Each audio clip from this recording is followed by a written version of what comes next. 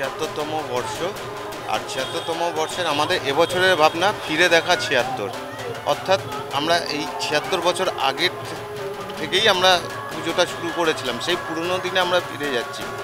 আমাদের থিমটা এবার রয়েছে যে নস্টালজিক, মানে এখন দেখবেন বিয়ে বাড়িতে নানা রকম ডিজাইনারের গেট টেট দারুণ ওই সব ব্যাপার স্যাপার হয়, কিন্তু আমরা যে বাঙালি, যারা বাঙালি আগেকার দিনে পুরনো লোকেরা দেখবেন আগে বিয়ে বাড়ি সাজাতো নববধ গেট দিয়ে। সেই নববধ গেট আস্তে আস্তে হারিয়ে যাচ্ছে, বিলুপ্তির পথে। আমরা সেই জিনিসটাকে নতুন আঙ্গিকে আমাদের এবছরের পুজো মণ্ডপে তুলে ধরতে চাইছি।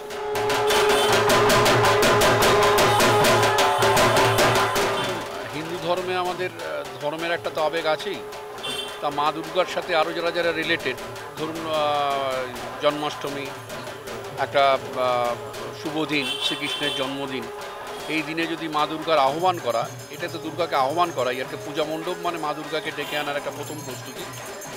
সেই জন্য এই শুভ দিনগুলোকেই বেছে নেওয়া হয়, রাখির দিন বেছে নেওয়া হয়, একটা ভ্রাতৃত্বের বন্ধনের দিন। শুভ দিনগুলোকেই আমাদের পুজো কমিটিগুলো সেগুলোই চিন্তা করে যে শুভ দিন থেকেই যেন এই শুভ অনুষ্ঠানের সূচনা হয়।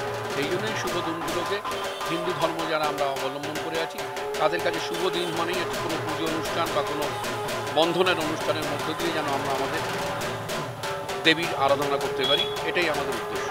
ক্যামেরায় রানার সঙ্গে বিউর রিপোর্ট, এস নিউজ।